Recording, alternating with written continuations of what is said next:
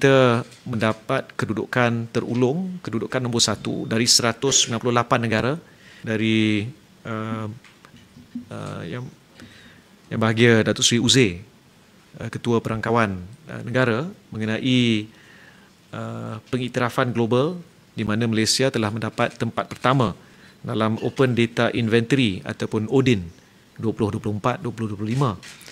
Ini satu peningkatan yang sangat-sangat baik kerana kita mendapat kedudukan terulung, kedudukan nombor 1 dari 198 negara, dan pencapaian ini membuktikan bahawa beberapa langkah reformasi yang telah dibawa dalam pengurusan data membuahkan hasil.